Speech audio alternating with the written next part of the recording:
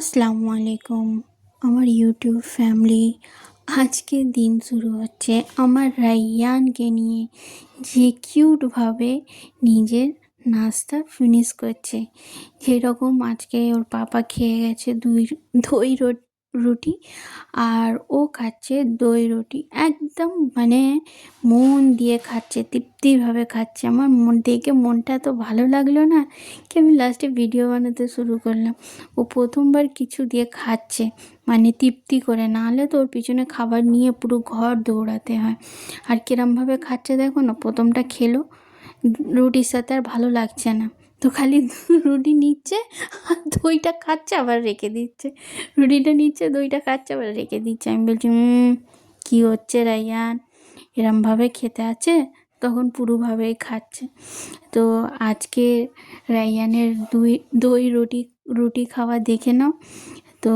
দেখতে পাচ্ছেন একদম তৃপ্তিভাবে খাচ্ছে। আমার দেখে এত মানে আমার হচ্ছে না বুকের ভেতরে, যে হ্যাঁ আমার ছেলে খাচ্ছে।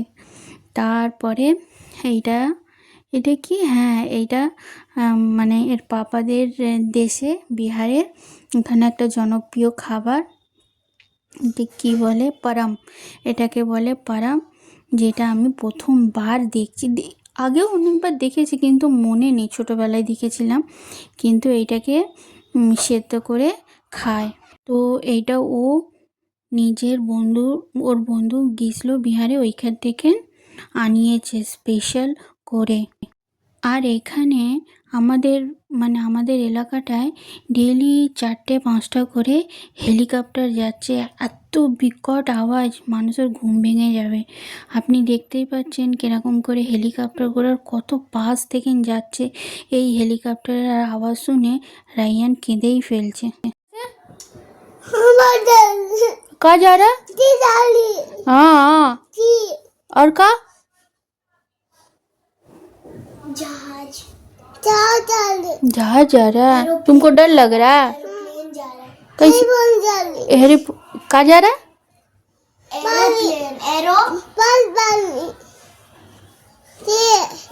तुमको रोना क्यों आ रहा है? अच्छा रोना क्यों आ रहा है? तुम जाओगे? तो रोना क्यों आ रहा है? एरोप्लेन जा रहा है, आवाज हो रहा है। तुमको डर लग रहा है?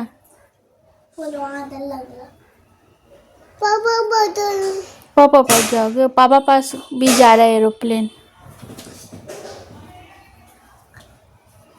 और बोलो।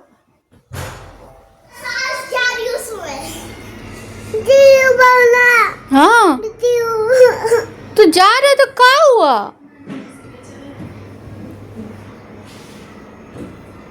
आपको लेके नहीं जाएगा।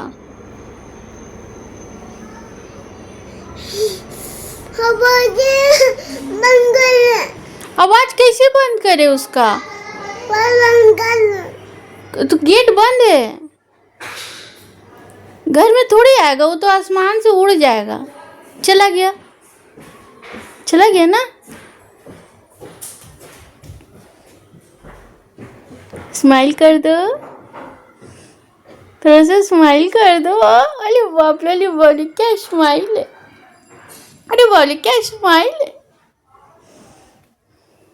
এই সোয়েটারটা আমার মা আমাকে দিয়েছিল। আমার একটুখানিও পছন্দ নয়, কারণ আমি সোয়েটার পরতেই আমাকে ভালো লাগে না। আর এত মোটকা সোয়েটার আরও আমার ভালো লাগে না। তো এইটা এর পাপা সকাল সকাল উঠে মাছ এনেছিল জানো। এত মানে মাথা গরম হয়ে যাচ্ছিল, কি বলবো। একটা ছোট আর ওর থেকে একটু বড়। তো আমাকে কাটতে হবে, মাথা তো গরম হবার নেই। আমি অনেক দিন ধরে বলছিলাম আমি মাছ কাটবো। তো এই রকম মানে এই আলু ছোলা ছুরি নিয়ে আমি ওর আঁশগুলো তুলছি। নাহলে বটিতে তো সত্যি বলছি, বটিতে একটুকু ধার ছিল না যে আমি মাছটা কাটবো। কিন্তু আমার অনেক দিন পরে আমি না মাছ কাটছি, এত বড় বড় মাছ। আমি মনে করেছিলাম ছোট মাছ ছোটো চারটে পাঁচটা মাছ আনবে, হয়ে যাবে। বাবা ওনার সলিড কাজ, আনবো বড় আনবো, সলিড আনবো। আমার মাছ কাটতে কাটতে না দম বেরিয়ে গেছে। যদি মাছ কাটার পুরো ভিডিওটা আমি নিতাম না, তাহলে তো কমসে কম 1 ঘন্টার ভিডিও হয়ে যেত খালি মাছ কাটার জন্যে। আমার মেয়ে দূর থেকে টেবিলে উঠে ওপর থেকে করছিল, ক্যামেরা করছিল।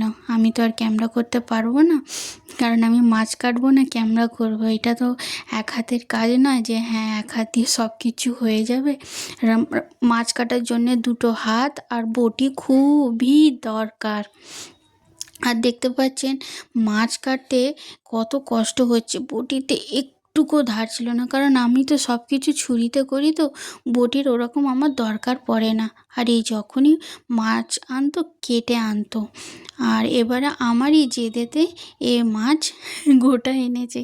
কি অনেক দিন মাছ কাটিনি, আমি মাছ কাটবো, আমি মাছ কাটার ভিডিও করব বলে না অনেক দিন ধরে বলছি। এনেছে তো এনেছে এত বড় বড় মাছ, আমি মনে করেছি ছোটো ছোটো মাছ হবে। আমার মেয়ে বসে বসে বলছে, ও এরকম করে পেটি বের করে, এরকম করে এই করে। আমি বুঝতে পারছিলাম না যে পেটিটা কোথায়। আবার ওনাকে খুব শখ গেছে রিং ফিশ খাওয়ার জন্য, যেটা বড় বড় দাগা বলে না, ওই ফিশ মানে ওই পোর্শনটা খাওয়ার জন্য আমাকে বলছে আমার জন্য একটা রিং ফিশ রাখবে, আমার জন্য একটা রিং ফিশ রাখবে। কিন্তু ও মাছ দেখলে 10 হাত দূরে চলে যায়।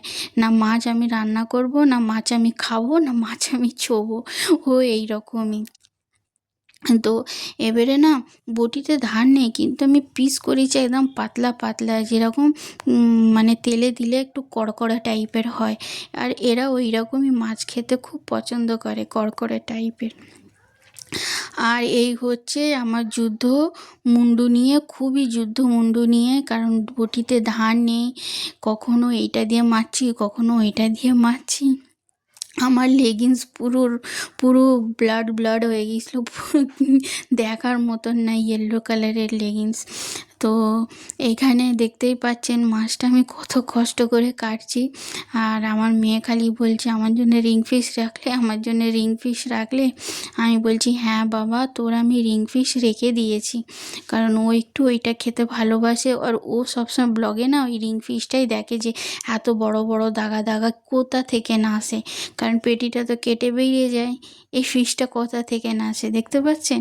ওর জন্য আমি পাতলা পাতলা করে কেটেছি। এইটা হচ্ছে সেকেন্ড মাছ। সেকেন্ড মাছের সময় আর আমার হাতে জোর নেই যে আমি তুলে কাটবো, লাস্টে কাঁচি দিয়ে আমি পাখনাগুলো কেটেছি। আমার নিজেকেই এত হাসি পাচ্ছিল ভিডিও বানাবার সময়। আমি যদি রিয়েল ভয়েস দিতাম না, আপনারা শুনে শুনেই না মানে পাগল হয়ে যেতেন যে আমি কত হাসছি। আমি মাছ কাটবো না হাসবো, আমি রিয়েল ভয়েসটা দিতে পারি না, কারণ আমার রাস্তার আশেপাশে না খুব নয়েজ, কখনো বাইক যাচ্ছে, কখনো এইটা যাচ্ছে, কখনো ওইটা যাচ্ছে, আর আমি ভালোভাবে ভয়েসটা দিতে পারি না। তাই জন্য আমি সবসময় আলাদা করে আমাকে ভয়েস ওভার দিতে হয়।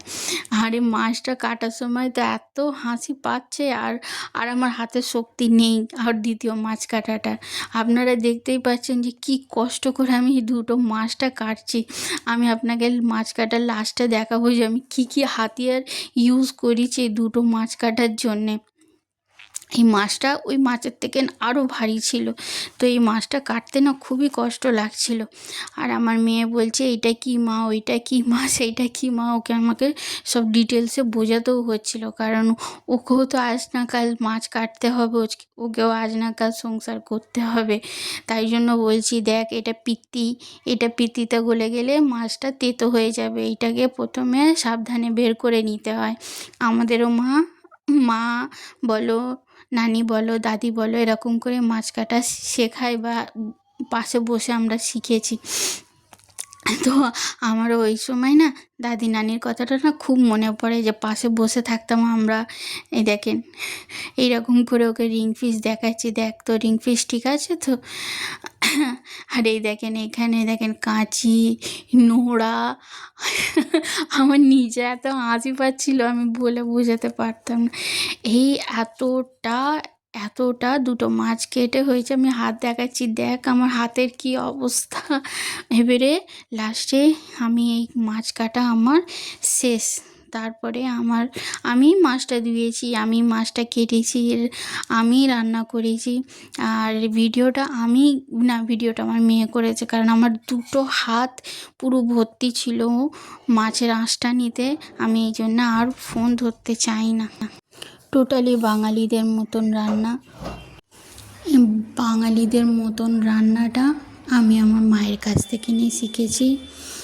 আর প্রথমে না তাওয়াটা একদম গরম করে নেবে তেল দেওয়ার আগে, তারপরে তুমি তেল দেবে, তারপরে তুমি মাছ ছাড়বে, দেখবে একটাও মানে মাছ ছাঁটবে না, ঠিক আছে? এটা ট্রাই করে দেখতে পারো। তেল দেওয়ার আগে আগে মাছের তাওয়াটাকে গরম করে নিতে হয়, তারপরে তেল দেবে, তারপরে মাছ দেখবে একটা মাছও তোমার মাছের সাথে মাছ ছাঁটবেও না, আর তোমার কড়াতেও মাছ ছাঁটবে না। আর এইটা পুরোপুরি বাঙালিদের মতন আমি রান্নাটা করব। পেঁয়াজ, টমেটো, কাঁচা লঙ্কা, ধনেপাতা এইসব দিয়েই রান্না করব। আর মশলাও বাঙালিদেরই মতনই আছে। আমি এতে আদা দেবো না, এতে রসুন বাটা, পেঁয়াজ বাটা, লঙ্কা বাটা, আর মশলাতে কালো জিরে গোলমরিচ ওর সাথে বেটে নেওয়া হয়েছে, ওর সাথেই সব দেওয়া আছে মশলার সাথে। একে বলে গোটা মশলার রান্না, যেগুলো বাঙালিরা খুবই ইউজ করে। আর মশলাটা দেখতে পাচ্ছ কত সুন্দর কালার এসছে, কষা কষা। তো এরপরে আমি এই সময়তে টমেটোটা দিতে হয়, তো বেশি গলবেও না আর বেশি রান্নাও হবে না। তো এরপরে এইটাকে একটুখানি নাড়াচাড়া করে আমি এতে একটুখানি নামমাত্র পানি দেবো, যাতে টমেটো বেশিটা গলে যায়, কারণ এতে টমেটোটা যদি থাকে তো বেশি গলে যাবে। তারপরে এতে আমি একটু ঢেকে দেবো ফোটার জন্যে, কারণ ওটা ফুটলে তবে তো স্ট্রাকচারটা আসবে। তারপরে এতে আমি মাছ দিয়ে দেবো। দেখতে পেয়েছো পাতলা মাছের ঝোল। যদি আমার ভিডিওটা ভালো লাগে লাইক করো, কমেন্ট করো, অনেক অনেক ভালোবাসা দিও। আল্লাহ হাফিজ।